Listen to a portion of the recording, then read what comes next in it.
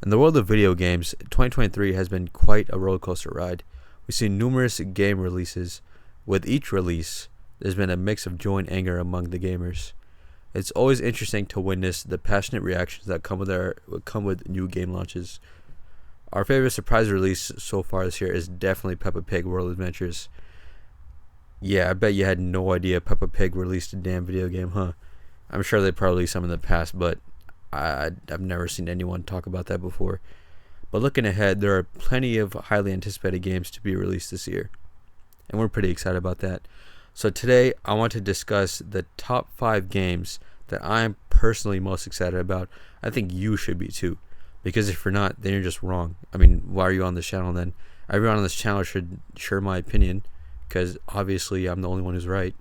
But anyways, let's get into it with number 1. So number 1, Pokemon Scarlet and Violet, the Hidden Treasure of Area Zero. Even though the upcoming DLC, the Hidden Treasure of Area Zero, may not be a new game release, I still wanted to cover it because I'm still hella excited about it. The 2-part DLC consists of the Teal Mask and the Indigo Disc. The Teal Mask takes place in a land called Kitakami. I apologize if I mispronounced that, but in the trailer, you immediately see a big skull mountain type thing that looks exactly like the one from Black Clover. So I think this is pretty much confirmation that the two universes exist. Might do a theory video on that. Stay tuned to check that out. You know what I'm saying? Joke. But the Teal Mask DLC will revolve around Kitakami's traditional festival of masks, and the player will have to participate in the festival, which will probably hold some sort of a significance to the storyline. Moreover, the trailer shows various Pokemon from the past generations that will be added to the game, including Centric, Gligar, Crawfish. I apologize if I messed it up too, and more. There's also a town located near the base of the Skull Mountain, or maybe it's a whole mountain altogether, which I actually can't wait to see what kind of secrets that the mountain has. Furthermore, the trailer introduces 3 new Pokemon that kind of look a little bit dumb in my opinion. I'm not gonna lie, they look kind of plain and boring, but it's whatever. We'll see how it is. However, the most captivating feature is the mysterious Pokemon that is ominous as hell that shows in the end. I think it would be fascinating to witness a player gradually scaling the mountain throughout the DLC, completing quests and missions, and ultimately capturing the new legendary Pokemon that awaits them. Part 2 of the DLC, Indigo Disc, looks like it's some big giant circle disc in the middle of nowhere ocean, which also kind of, I guess, derives from the name Indigo Disc. But the disc is connected to a very large walkway that also looks like it's kind of connected to an elevator, like an underground elevator. Maybe that's how the player gets there, because I don't know how you're supposed to get there. Maybe by boat, but we'll see. The disc is also a Pokemon school that many people seem to attend. How did this many people in Pokemon get to a floating disc in the middle of the nowhere ocean? Who knows? But the cool part is, under the disc is a giant terrarium. It's split into 4 different sections. One's a desert, the Arctic, some beachy island thing, and then a grassy mountain range. There's also a spot in the middle where I'm gonna assume the player starts and spawns from when they enter the terrarium. And there are so many different cool new Pokemon from old games that they're gonna add to this DLC too. I'm actually hella hyped for it. I can't wait to see what Pokemon raids are like and what kind of Pokemon they're gonna be adding in the raids. And then, of course, we get to look at the new legendary Pokemon. And in my opinion, this game's legendary Pokemon are kind of a letdown, but the DLC's legendary kind of make up for them. On to the second game, we have Assassin's Creed Mirage. Assassin's Creed Mirage is an upcoming action-adventure game in the Assassin's Creed series, set in 9th century Baghdad during the anarchy at Samarra. The game follows the story of Basim, a character first introduced in Assassin's Creed Valhalla. Basim is a cunning street thief with nightmarish visions, and he seeks answers and justice after an act of deadly retribution. He flees Baghdad and joins the Hidden Ones, an ancient organization fighting for peace and liberty against the Templar Order who seeks control. The game aims to be a return to the series' roots, with greater emphasis on linear storytelling and stealth gameplay compared to recent installments, and focus more on role-playing and open-world elements. Mirage is described as a stealth-focused game with parkour, close-quarter combat, and stealth being one of the core gameplay elements. The black box design, quote-unquote, previously seen in Assassin's Creed Unity and Assassin's Creed Syndicate will make a return, allowing players to explore environments and find different ways to approach and eliminate their targets. The city of Baghdad serves as the main location, divided into 4 different districts, with the Alamut Fortress, I apologize if I mispronounced that, also featuring in the game. While Baghdad is smaller in size compared to recent Assassin's Creed titles, it offers a bustling urban landscape. Basim has access to a variety of weapons and tools, including the signature assassin hidden blade, smoke bombs, throwing knives, and poison darts. The game introduces Enkidu, my fault if I mispronounced that too, an Eastern Imperial Eagle and Basim's avian companion, who aids in scouting nearby areas.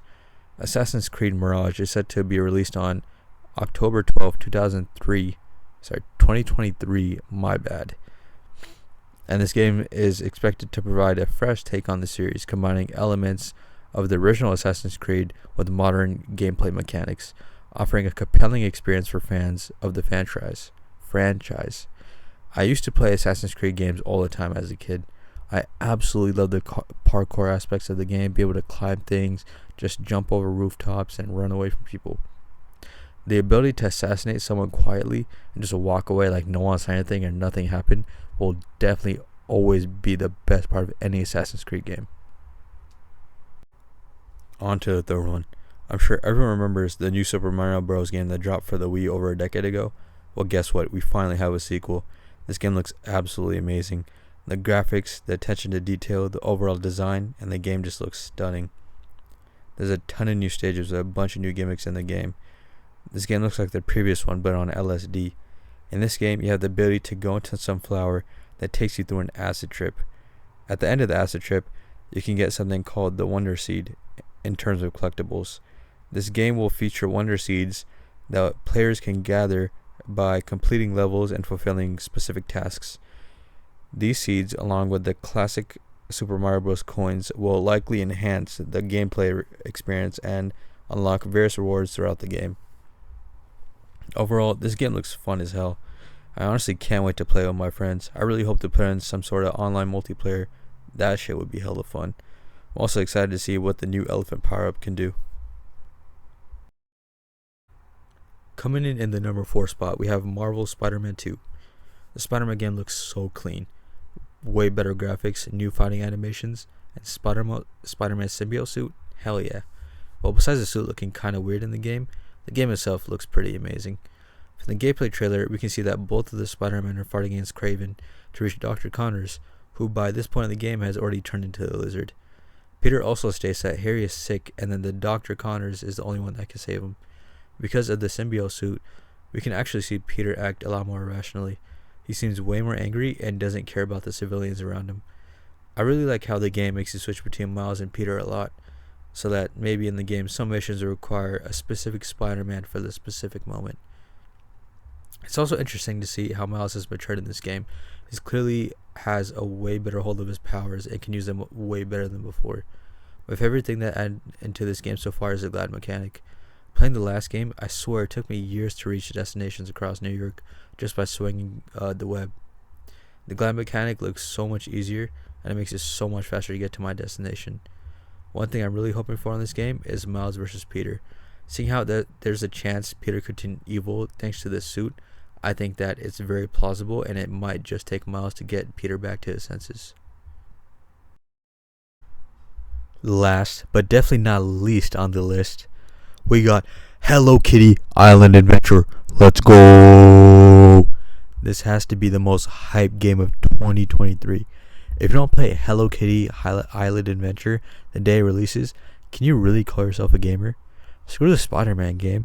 Screw Mortal Kombat 1 remake. This game is the pinnacle of storytelling and gameplay. In the Hello Kitty Island Adventure, you have the freedom to build, explore, and unleash your creativity. just like in Animal Crossing.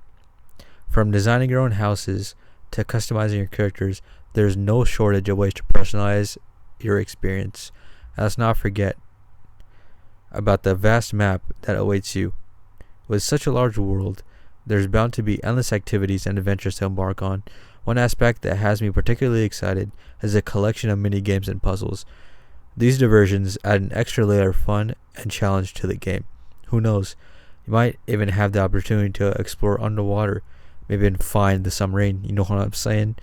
Overall, the visuals and gameplay of Hello Kitty Island Adventure are absolutely stunning, making it a game that should not be missed.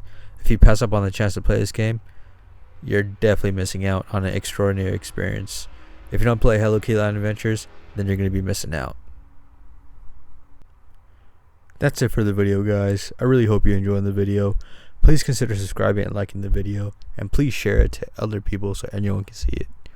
This video marks the comeback of OG's Inc., and we'll see you in the next video. It's OG signing out. Stay up.